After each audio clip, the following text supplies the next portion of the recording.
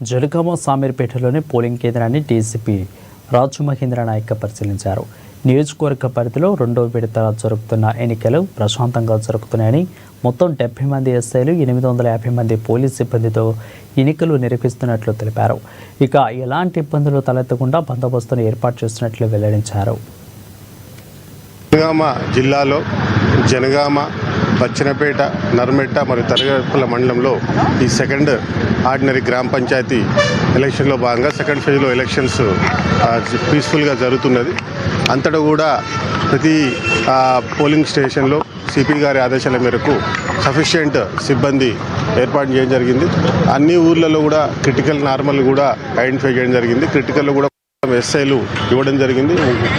సుమారు 70 మంది ఎస్ఐల వరకు బందోబస్తులు ఏర్పడడం జరిగింది. మొత్తం 850 మంది వరకు సిబ్బందితో ఈ సెకండ్ ఫేజ్ ఎలక్షన్స్ నిర్వహించడం జరుగుతుంది. దీంతోపాటు జఫర్గఢ్ మండలంలో 2 జఫర్గఢ్ పోలీస్ స్టేషన్ పరిధిలోని వెంకటాపూర్, గర్మిలపల్లి కూడా నా వెజ్జోన్ పరిధిలో ఎలక్షన్ ఉంది. అక్కడ కూడా బందోబస్తు కూడా ఏర్పాటు చేయడం జరిగింది. ఇప్పటి వరకు కూడా ఎటువంటి అవాంఛనీయ సంఘటనలు జరగలేదు. పీస్ఫుల్గా ఎలక్షన్ నడుస్తుంది.